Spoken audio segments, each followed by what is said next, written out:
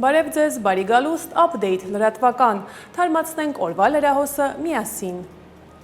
Վարչապետ Նիկոլ Փաշինյանը շնորհավորական ուղերձ է հղել Կանադայի վարչապետ Մարկ Քարնիին Կանադայի օրվա առթիվ։ Շնորհավորական ուղերձում մասնավորապես ասված է. Ջերմորեն շնորհավորում եմ ձեզ եւ Կանադայի բարեկամ ժողովրդին Կանադայի օրվա առիթով։ Ինձ համար մեծ պատիվ էր հյուրընկալել ձեզ Երևանում ընթացիկ տարվա մայիսին Եվրոպական քաղաքական համայնքի 8-րդ գագաթնաժողովի շրջանակում։ Գոհունակությամբ եմ մտաբերում մեր հանդիպումը, որը լավ հնարավորություն ընձեռեց քննարկելու Հայաստան-Կանադա համագործակցության օրակարգն ու նախանշելու դրա հետագա զարգացման ուղղությունները։ Վստահ եմ, որ այդ դրական երկխոսությունը նոր խթան կհաղորդի Հայաստանի եւ Կանադայի միջև գործընկերության առավել խորացմանը։ Հայաստանը մեծապես կարևորում է Կանադայի հետ բարեկամական հարաբերությունների շարունակական զարգացումը, հիմնված ժողովրդավարության, մարդու իրավունքների, օրենքի գերակայության եւ փոխադարձ հարգանքի վրա։ Լիահույս եմ, որ համատեղ ջանքերով հնարավոր կլինի առավել ընդլայնել եւ ամրապնդել մեր համագործակցությունը փոխադարձ հետաքրքրություն ներկայացնող ոլորտներում, ի շահ մեր երկու երկրների եւ ժողովուրդների։ Հանրապետության նախագահ Վահագն Խաչատուրյանը ընդունել է Հայաստանում Կանադայի արտակարգ եւ լիազոր դեսպանին։ Նախագահը շնորհավորել է դեսպանին Կանադայի ազգային տոնի կապակցությամբ եւ խնդրել իր ջերմ բարեմաղթանքները փոխանցել Կանադայի ղեկավարությանը եւ բարեկամ ժողովրդին։ Ողջունելով դեսպանին, նախագահ Խաչատուրյանը նշել է, որ վերջին տարիներին Հայաստանի եւ Կանադայի միջև հարաբերությունները ունեն զարգացման դրական ընթացք։ Հանրապետության նախագահը շնորհակալություն է հայտնել Կանադայի կողմից Հայաստանին ցուցաբերվող հետևողական աջակցության համար, ընդգծելով, որ Հայաստանի անկախությանն ու ինքնիշխանությանն ուղղված աջակցությունը կարևոր նշանակություն ունի երկրի անվտանգության եւ զարգացման տեսանկյունից։ Նախագահ Խաչատուրյանը նաեւ բարձր է գնահատել Կանադայի աջակցությունը Հայաստանին տարածաշրջանային մարտահրավերների պայմաններում, ինչպես նաեւ նրա մասնակցությունը Եվրոպական միության քաղաքական դիտորդական առաքելությանը, որպես տարածաշրջանում խաղաղության եւ կայունության ամրապնդմանն ուղղված կարևոր ներդրում։ Դեսպանը շնորհակալություն է հայտնել ընդունելության եւ շնորհավորանքի համար, վստահեցնելով Կանադայի պատրաստակամությունը շարունակելու աջակցությունը Հայաստանի խաղաղության օրակարգի առաջմղմանը եւ ժողովրդավարական բարեփոխումներին։ Շնորհավորում եմ ձեզ Կանադայի օրվա կապակցությամբ, վերջին տարիներին մեր հարաբերությունները շատ դինամիկ զարգացում են ապրում։ Ես կարծում եմ դա պայմանավորված է նաև նրանով, որ Հայաստանի Հանրապետությունը հետևողական քաղաքականություն է տանում երկիրը դեպի ժողովրդավարական ճանապարհով, եւ Կանադան ըստ էության աշխարհում էլ հայտնի այն երկրներից է, որը միշտ աջակցել է ժողովրդավարության եւ հակառակը միշտ խիստ քննադատաբար են մոտեցել այն երկրներին, ովքեր որ հակաժողովրդավարական են եղել եւ փորձել են իրենց երկրում ավտորիտար համակարգ ստեղծել։ Եվ ես վստահ եմ, որ մենք նոր բնագավառներ ենք մեզ համար բացելու հետագա համագործակցության համար։ Հայաստանի Հանրապետության գլխավոր դատախազ Աննա Վարդապետյանը շնորհավորական ուղերձ է հղել հուլիսի 1-ի դատախազության աշխատողի օրվա եւ դատախազության հիմնադրման 108-ամյակի կապակցությամբ։ Ուղերձում մասնավորապես նշված է.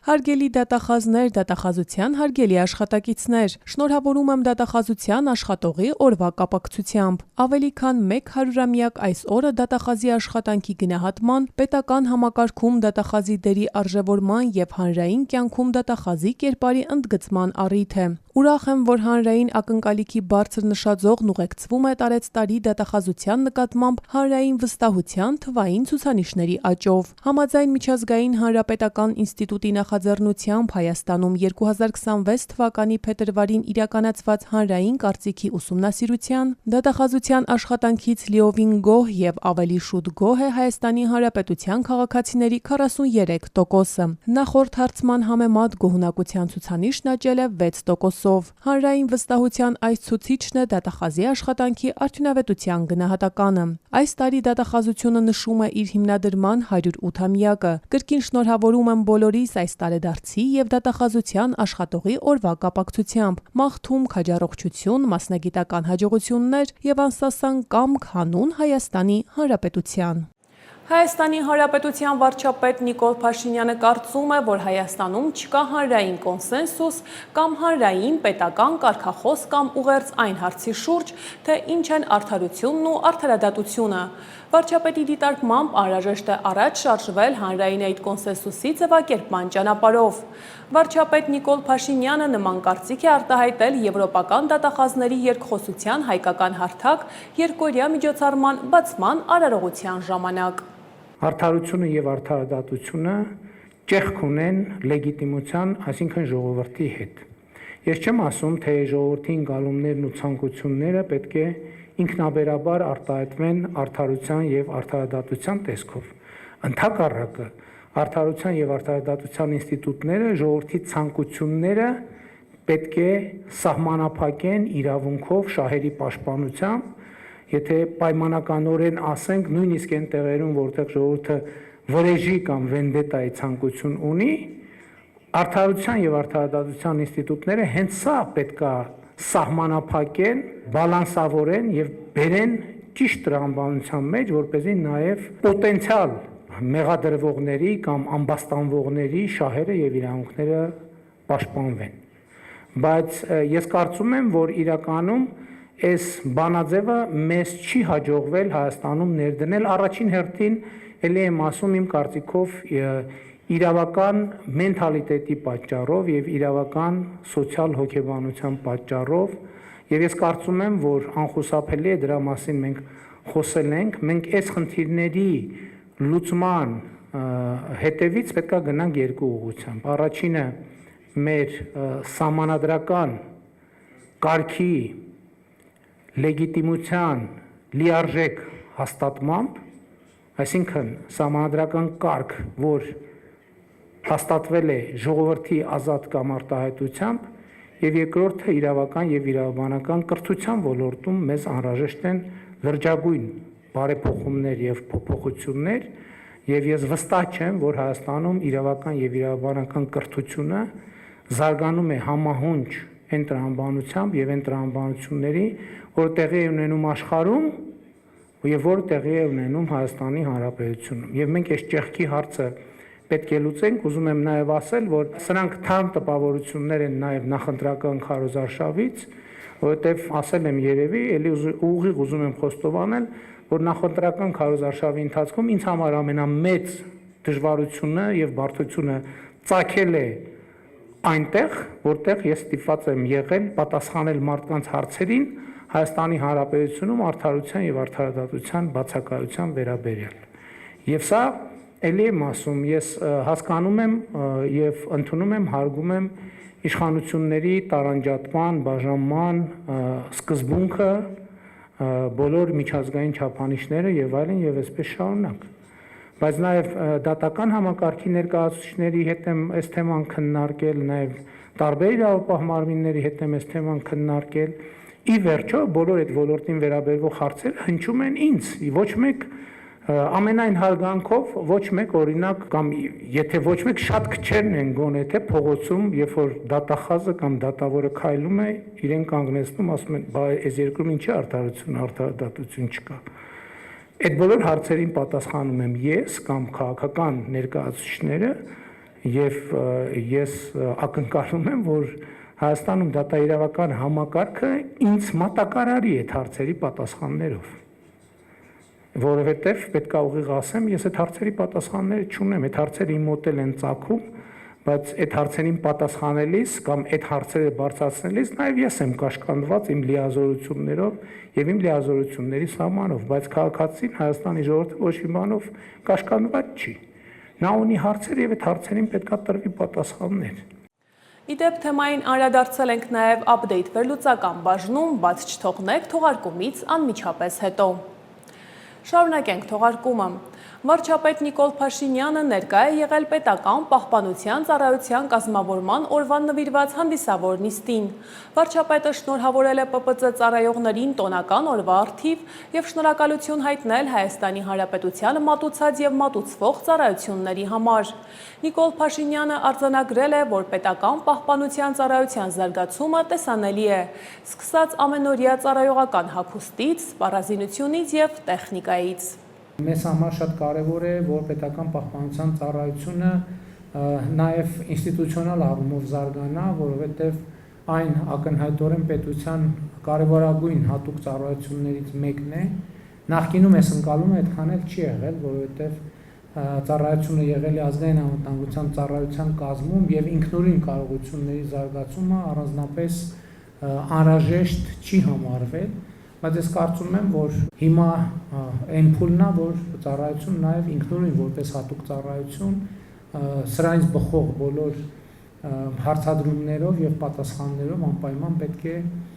պետք է զարգանա եւ նաեւ կառուցվածքային որոշակի փոփոխություններ են ենթադրում այս ամեն ինչը։ Ուզում եմ ուրախությամբ ընդգծել, որ նկատելի է ավելի մեծ թվով երիտասարդների ներկայությունը ծառայությունում։ Այս նշանակում է, որ այնուամենայնիվ գրավչությունը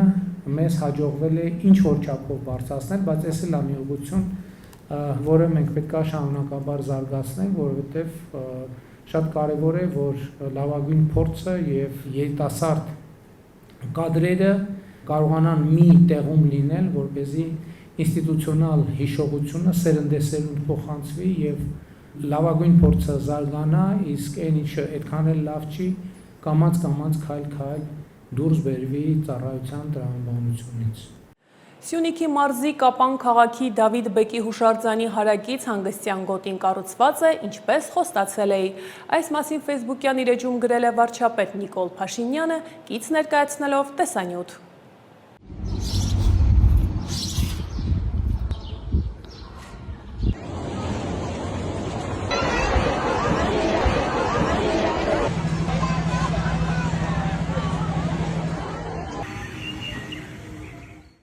Հայաստանի Հանրապետության վարչապետ Նիկոլ Փաշինյանի որոշումներով Հասմիկ Ավագյանը եւ Դանիել Դանիելյանը ազատվել են ԿԳՄՍ փոխնախարարի պաշտոններից։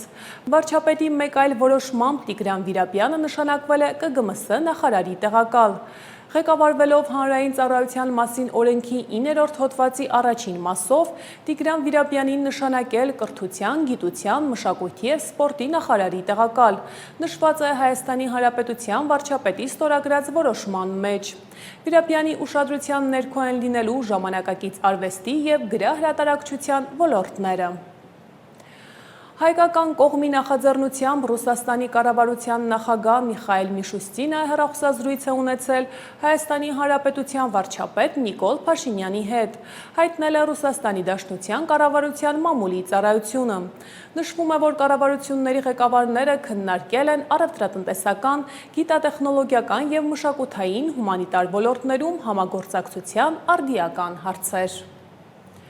Այլ թեմաների մասին։ Հայաստանի Հանրապետության ազգային ժողովի նախագահի տեղակալ Ռուբեն Ռուբինյանը հուլիսի 1-ին ընդունել է Գերմանիայի Բունդեսթագի ճգնաժամերի կանխարգելման, ռազմավարական կանխատեսումների, կայունացման և խաղաղության խթանման ենթահանձնաժողովի նախագահ, արտաքին հարաբերությունների հանձնաժողովի անդամ Յոհանես Ֆոլկմանի գլխավորած պատվիրակությանը։ Ողջունելով հյուրերին Ռուբեն Ռուբինյանը ընդգծել է Եվրամիության հետ հարաբերությունները խորացնելու Հայաստանի ձգտումը և այդ համատեքստում բարձր գնահատել Հայաստան-Գերմանիա փոխգործակցությունը։ Ազգային ժողովի փոխնախագահը պատասխանել է պատվիրակության անդամների հարցերին, անդրադառնալով խորհրդարանական ընտրությունների արդյունքներին և հետագա աշխատանքներին ու ծրագրերին։ Վրաստանի ներքին գործերի նախարար Սուլխան Թամազաշվիլին Հայաստանի ներքին գործերի նախարարի տեղակալ Արմեն Մկրտչյանի ուղեկցությամբ այցելել է ներքին գործերի նախարարության 112 օպերատիվ կառավարման կենտրոնի և պարեկային ծառայության վարչական համալիր։ Այցի շրջանակում Սուլխան Թամազաշվիլին շրջել է համալիրի տարածքում, ծանոթացել օպերատիվ կառավարման կենտրոնի, պարեկային ծառայության վարչակազմի շենքային պայմաններին, ինչպես նաև ենթակա ստորաբաժանումների գործունեությանը։ Առավել մանրամասնում է տեսանյութը։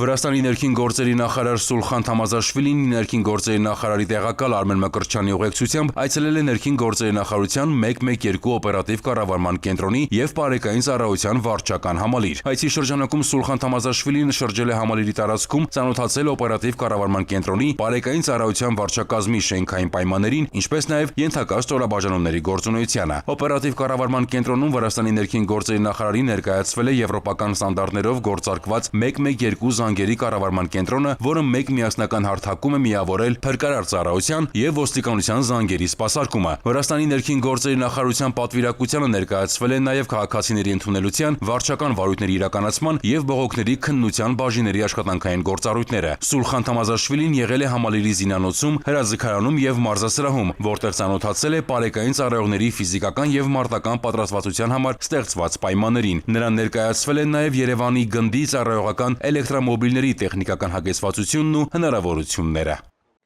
Հունիսի 30-ից հուլիսի 2-ը Հայաստանի Հանրապետության վարչապետի տիկին Իմ Քայլը բարեգործական հիմնադրամի գործադիր տնօրեն Աննա Հակոբյանը հիմնադրամի փոխտնօրենի ուղեկցությամբ գտնվում է Նյու Յորքում, մասնակցելու առաջին տիկնանց եւ առաջին պարոնների համաշխարհային ամենամյա ակադեմիային, որը կազմակերպվում է առաջին տիկնանց եւ առաջին պարոնների համաշխարհային դաշինքի կողմից։ Երորյա ինտենսիվ ակադեմիան անցկացվում է Ֆորդ հիմնադրամի սոցիալական արդարության կենտրոնում։ Այն կրում է առաջնորդությունը գլոբալ անորոշության ժամանակներում խորագիրը։ Դասընթացների քննարկումները կառուցված են առաջնորդության 3 առանցքային ուղղությունների շուրջ։ Առաջին տիկնանց եւ առաջին պարոնների առաջնորդության առանձնահատկությունները, ազգային նախաձեռնությունների առաջխաղացումը բարդ միջավայրերում, ինչպես նաեւ տարածաշրջանային եւ միջազգային համագործակցության դերը գլոբալ մարտահրավերների հաղթահարման գործում։ Եվ միջազգային լրահոսին ընդառաջ։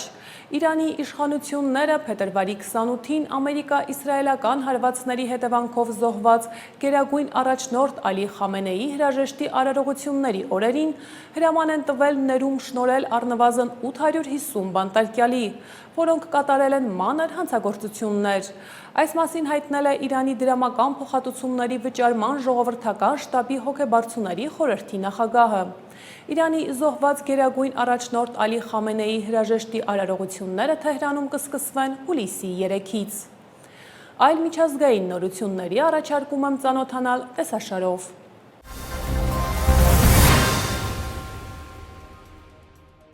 Հնդկաստանի վարչապետ Նարենդրա Մոդին հեռախոսազրույց է ունեցել Իրանի նախագահ Մազուդ Փեզեշքյանի հետ, քննարկելով Մերձավոր Արևելքի վերջին զարգացումները։ Մոդին նշել է, որ ողջունել է բանակցություններում գրանցված առաջընթացը եւ վերահաստատել է Հորմուզի նեղուցում նավարկության ազատության կարեւորությունը, ինչպես Հնդկաստանի, այնպես էլ ամբողջ աշխարհի համար։ Հնդկաստանը մեծապես կախված է Պարսից ծոցի տարածաշրջանից ներմուծվող նավթից եւ գազից։ Մինչեւ ԱՄՆ-ի եւ Իսրայելի կողմից Իրանի հետ հակամարտության սրացումը Հնդկաստանի հում նավթի մոտ 45%-ը, հեղուկացված բնական գազի մոտ կեսը եւ հեղուկացված նավթային գազի մոտ 90%-ը անցնում էին հենց Հորմուզի նեղուցով։ Չինաստանը հույս ունի, որ Միացյալ Նահանգներն ու Իրանը կյանքի կկոչեն ստորագրված փոխըմբռնման հուշագիրը, որպեսզի հնարավոր լինի անցում կատարել բանակցությունների հաջորդ փուլերին։ Այս մասին Սաուդյան Արաբիայի արտաքին գործերի նախարար Ֆայզալ բին Ֆահրան ալ-Սաուդի հետ հանդիպման ժամանակ հայտնել է Չինաստանի արտաքին գործերի նախարար Վան Ին։ Նա հայտարարել է, որ ԱՄՆ-Իրան հարաբերությունների հարցում առաջնահերթությունը պետք է լինի փոխըմբռնման հուշագրի պահպանումը եւ իրականացումը, բանակցությունների շարունակական պահպանումը եւ աշխատանքը ձեռք բերելու համապարփակ համաձայնություն, որը կընդունվի տարածաշրջանային երկրների կողմից եւ կարժանանա միջազգային հանրության աջակցությանը։ Նա նշել է, որ Չինաստանը ողջունում է ԱՄՆ-Իրան բանակցությունների մեկնարկը եւ պատրաստ է աշխատել Սաուդյան Արաբիայի հետ, նպաստելու լարվածության նվազեցմանը, ինչպես նաեւ տարածաշրջանում երկարաժամկետ խաղաղության եւ կայունության հաստատմանը։ Չինաստանը նաեւ պատրաստակամություն է հայտնել աջակցել Սաուդյան Արաբիային միջազգային եւ տարածաշրջանային հարցերում ավելի մեծ դեր ստանձնելու հարցում։ Ուկրաինան եւ Շվեդիան ստորագրել են 16 հատ Գրայփն-ի կործանիչ գնելու վերաբերյալ համաձայնագիր։ Համաձայնագիրը ստորագրվել է Զելենսկու եւ Շվեդիայի պաշտպանության նախարար Պաուլ Ջոնսոնի միջև Կիևում կայացած հանդիպման ժամանակ։ Նշվում է, որ 16 ինքնաթիռների մատակարարումները կսկսվեն 2029 թվականին։ Գնումը ֆինանսավորվել է Եվրամիության վարկի եւ Միացյալ Թագավորության աջակցության միջոցով։ Ուկրաինան կստանա ինքնաթիռի համար անհրաժեշտ սարքավորումները, տեխնիկական օգնությունը եւ լոգիստիկ աջակցությունը։ Հաղորդվել է, որ ուկրաինացի օդաչուների եւ տեխնիկական անձնակազմի վերապատրաստումն արդեն իսկ ընթանում է Շվեդիայում։ Ուկրաինական կողմը նաեւ ակնկալում է, որպես ռազմական օգնություն 2027 թվականի սկզբին Շվեդիայից ստանալ 16 Գրայփն CD կործանիչ։ Եվրամիությունը չորեքշաբթի կվերացնի Միացյալ Նահանգներից ներմուծվող արդյունաբերական ապրանքների համար սահմանված մաքսատուրքերը, հայտարարել է Եվրահանձնաժողովի նախագահ Ուրսուլա ֆոն դեր Լայենը։ Սա լավ լուր է անդրատլանտյան առևտրի համար։ Ավելի շատ կանխատեսելիություն, ավելի շատ ընտրություն եւ ավելի լավ գներ Եվրամիության ընկերությունների եւ սպառողների համար, նշել է Եվրահանձնաժողովի նախագահը։ Հունիսի 25-ին Եվրամիության խորհուրդը հայտարարել էր, որ պաշտոնապես ընդունել է երկու կանոնակարգ, որոնք իրականացնում են մաքսատուրքերի պարտավորությունները շարադրված 2025 թվականի օգոստոսի 21-ին Եվրամիության եւ ԱՄՆ-ի համատեղ հայտարարության մեջ։ Եվրամիության խորհրդի հաղորդագրության մեջ ասվում է, որ այս կանոնագրերը վերացնում են ԱՄՆ-ի արդյունաբերական ապրանքների համար մնացած մաքսատուրքերը, արտոնյալ հասանելիություն են սահմանում որոշ ամերիկյան ծովամթերքների եւ ոչ զգայուն գյուղատնտեսական ապրանքների համար։ ԱՄՆ զինված ուժերը Վենեսուելայում եւ դրա հարակից շրջաններում զգալի ռազմական ներկայություն են հաստատել աջակցելու երկրաշարժից հետո իրականացվող փրկարարական գործողություններին։ ԱՄՆ բարձրագույն զինվորական հրամանատար Ֆրանսիս Դոնովանը հայտնել է, որ Վենեսուելայում տեղակայված է ավելի քան 900 ամերիկացի զինծառայող, եւս շուրջ 800-ը գտնվում են Կարիբյան տարածաշրջանի հենակետերում։ Դոնովանի խոսքով ԱՄՆ զինված ուժերը մասնակցել են որոնողափրկարարական աշխատանքներին, աջակցել օդանավակայանի աշխատանքի վերականգնմանը եւ ներգրավվել օդային ու ռազմածովային միջոցներ անցած շաբաթ տեղի ունեցած ավերիչ երկրաշարժից հետո մարդասիրական օգնության մատակարարումները ապահովելու համար։ Հիշեցնենք, որ հունիսի 24-ին Վենեսուելայում գրեթե 1 րոպե տարբերությամբ տեղի են ունեցել 7.2 եւ 7.5 մագնիտուդ ուժգնությամբ երկու երկրաշարժ, որոնք ավերել են շենքեր եւ հազարավոր մարդկանց թողել փլատակների տակ։ Վերջին պաշտոնական տվյալների համաձայն տարերային աղետի հետևանքով զոհվել է 1943 մարդ, իսկ 10.571 մարդ ստացել է տարբեր աստիճանի մարմնական վնասվածքներ։ Իսպանիայում անցած ամիս գրանցվել է շոկ եղանակով պայմանավորված 1029 մահվան դեպք։ Այս մասին են վկայում հուլիսի 1-ին հրապարակված պաշտոնական տվյալները։ Առողջապահության նախարարության մահացության ամենօրյա մոնիթորինգի համակարգի տվյալներով այս հունիսին շոկի հետևանքով արձանագրված մահերի թիվը ամենաբարձրն է եղել 2015 թվականից ի վեր։ Օդերևութաբանական ծառայությունը հայտնել է, որ անցած ամիս օդի միջին ջերմաստիճանը նորմայից բարձր է եղել 3.2 Ցելսիուսով, դարձնելով այն երկրորդ ամենաշոգ հունիսը գրանցումների պատմության մեջ 2025 թվականի հունիսից հետո։ Հունիսի 1-ից 30-ը երկրի տարբեր կայաններում գրանցվել է 165 առավելագույն ջերմաստիճանի ռեկորդ։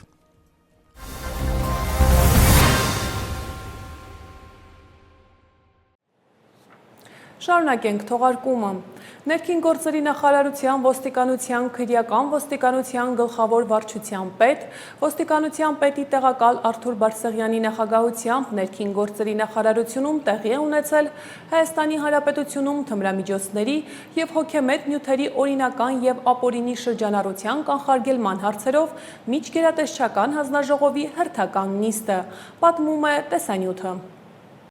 Ներքին գործերի նախարարության ոստիկանության քրեական ոստիկանության գլխավոր վարչության պետ, ոստիկանության պետի տեղակալ Արթուր Բարսեղյանի նախագահությամբ հունիսի 30-ին ներքին գործերի նախարարությունում տեղի է ունեցել Հայաստանի Հանրապետությունում թմրամիջոցների եւ հոգեմետ հոգեներգործուն նյութերի օրինական եւ ապօրինի շրջանառության կանխարգելման հարցերով միջգերատեսչական հանձնաժողովի հերթական նիստը։ Նիստի շրջանակում ամփոփվել են թմրամիջոցների եւ հոգեմետ նյութերի ապօրինի շրջանառության դեմ պայքարի ուղղությամբ պատասխանատու գերատեսչությունների իրականացրած աշխատանքների արդյունքները, գնահատվել առկա միտումները։ Անդրադարձ է կատարվել իրավապահ մարմինների կողմից իրականացվող օպերատիվ հետախուզական եւ կանխարգելիչ միջոցառումներին, թմրամիջոցների հայտնաբերման եւ առգրավման գործելակերպին, ինչպես նաեւ հանցագործությունների բացահայտման ընթացքին։ Առանձնակի ուշադրություն է դարձվել փոստային եւ մաքսային ուղիներով թմրամիջոցների ապօրինի ներմուծման դեպքերին, նոր տեսակի սինթետիկ թմրամիջոցների տարածման ռիսկերին, դրանց հայտնաբերման եւ հակազդման մեխանիզմներին, ինչպես նաեւ գաղտնի քննչական գործողությունների իրականացման ընթացքում ընթացքում ծագող խնդիրներին։ Մասնակիցներն անդրադարձել են նաև գերատեսչությունների միջև համագործակցության ամրապնդման, իրավապահ եւ մաքսային մարմինների փոխգործակցության զարգացման, ինչպես նաև իրազեկման եւ կանխարգելիչ միջոցառումներին։ Քննարկվել են նաև թմրամիջոցների ապօրինի շրջանառության դեմ պայքարի արդյունավետության բարձրացման ուղղված հետագա քայլերն ու առաջարկները։ Մասնակցում էին ներքին գործերի նախարարության, ոստիկանության, ազգային անվտանգության ծառայության, գլխավոր դատախազության, պաշտպանության, առողջապահության եւ արդարադատության նախարարությունների, ինչպես նաև հակակոռուպցիոն, քննչական եւ պետական եկամուտների կոմիտեների համապատասխան ստորաբաժանումների ղեկավարները։ Հուլիսի 1-ից ուժի մեջ են մտնում մի շարք կարևոր ծրագրեր եւ օրենսդրական փոփոխություններ, որոնք ազդեցություն կունենան ինչպես քաղաքացիների, այնպես էլ բիզնեսի գործունեության վրա։ Մանրամասնում է կառավարության տեսանյութը։ 2026 թվականի հուլիսի 1-ից ուժի մեջ են մտնում մի շարք կարևոր ծրագրեր եւ օրենսդրական փոփոխություններ, որոնք ազդեցություն կունենան ինչպես քաղաքացիների, այնպես էլ բիզնեսի գործունեության վրա։ Առաջին, Ղարաբաղից տեղահանված ընտանիքների համար կգործի բնակարանային ապահովման երկարաժամկետ վարձակալության նոր ծրագիրը։ Կընդգրկվեն 1-ից 3 անդամ ունեցող առանձին խմբերի ընտանիքները, իսկ տվյալ խմբերում ընդգրկվող ընտանիքի յուրաքանչյուր անդամ 10 տարի կստանա ամսական 40,000 դրամ վարձակալության վճարի մասնակի փոխհատուցման նպատակով։ Երկրորդ, ֆինանսական եւ բանկային համակարգում կգործարկվի նոր ստոպ գործիքը, որը կիրառելի է լինելու դրամական փոխանցումների, քարտային ու վարկային գործառնությունների եւ ավանդների նկատմամբ, նպատակ ունենալով բարձրացնել գործարքների անվտանգությունն ու վերահսկողությունը։ Երրորդ, եկամուտների համալիր գնահատման հիման վրա կներդրվի ընտանիքների անապահովության գնահատման նոր համակարգ, որը կապահովի նպաստների արդար թիրախավորում եւ կվերացնի բյուրոկրատական քաշքշուկը։ Չորրորդ, ՀՀ հարկային օրենսգրքում կատարված փոփոխություններով չվճարված հարկային պարտավորությունների դեպքում նախ կուղարկվի հիշեցում, ապա կկիրառվեն գանձման եւ արգելանքի միջոցներ։ 5-րդ, փոփոխվում է տարեց կամ հաշմանդամություն ունեցող անձանց խնամքի ծառայության համար դիմելու կարգը։ Դիմումներն ընդունվելու են բացառապես առցանց e-social.am կայքի միջոցով, նախապես ստեղծելով անհատական օգտահաշիվ։ 6-րդ, երրորդ երկրներից ներմուծվող եւ ներքին սպառման համար բաց թողում մաքսային ընթացակարգով ձևակերպվող որոշ ապրանքների համար մաքսային մարմիններին անհրաժեշտ է ներկայացնել նաեւ համապատասխանության գնահատման փաստաթուղթ։ 7-րդ, սպառողների իրավունքների պաշտպանության մասին օրենքի փոփոխություններով սահմանվում է թերություն ունեցող ապրանքների համար պարտադիր 2 տարվա երաշխիք եւ արգելվում է սպառողներին մոլորեցնող համեմատական գովազդը։ Փոփոխությունները նաև կարգավորում են պայմանագրերի անարդար պայմանները, հստակեցնում են ապրանքների համապատասխանության պահանջները եւ խստացնում վաճառողների պատասխանատվությունը։ Հայաստանում զինվորական ծառայության համար ոչ պիտանի ճանաչված քաղաքացիները պետք է պարտադիր կերպով կրկնակի բժշկական զննություն անցնեն։ Այս մասին հուլիսի 1-ին ազգային ժողովի պաշտպանության եւ անվտանգության հարցերի մշտական հանձնաժողովի նիստում հայտարարել է իշխող քաղաքացիական պայմանագիր խմբակցության падգամավոր Վահագն Ալեքսանյանը։ Հայաստանի Հանրապետության քրեական օրենսգրքում լրացում կատարելու մասին օրենքի նախագծի քննարկման ժամանակ։ Մեր իրականությունը հետևյալն է, դինում են դեպքեր, երբ որ մարդիկ կեղծ փաստաթղթերով ազատվում են զինվորական ծառայությունից, ու ենթադրենք իրավապահ մարմինները ստանում են օպերատիվ տեղեկատվություն այդ մասին, որ այսինչ մարդը կեղծ թղթերով ազատվել է զինվորական ծառայությունից, վարույթ են հարուցում, ասում են դե արի փորձաքննություն անցի, մեր տեսնենք, ես դու որ գրել ես, որ այսինչ հիվանդություն ունես, նման տեղեկանք ունես, դու ունես այդ հիվանդությունը, թե չէ, չգիտեմ, մի հատ MRT անցի օրինակ։ Վարույթով անցնող մեր հարգելի զորակոչից խուսափած քաղաքացին ասում է չեմ անցնում։ Եվ այս պահի դրությամբ մեր իրավապահ համակարգը ոչ մի գործիք չունի, որպեսզի նրան հարկադրի, որ գնա ու անցի այդ հետազոտությունը, ասում է չեմ անցնում եւ վերջ։ Սա անբնական, աննորմալ իրավիճակ է, որի հաղթահարմանը եւ միտված է այս օրենքի նախագիծը։ Ես գիտեմ նաև, որ կառավարությունը առաջարկներ ունի սրա այդ վերաբերյալ, նախապես զրուցել ենք, ասեմ, որ ինձ համար առաջարկներն ընդունելի են։ Հայաստանի Հանրապետության պետական դրոշը պարտադիր կարգով պետք է տեղադրվի բոլոր բնակավայրերի հիմնական մուտքերի մոտ։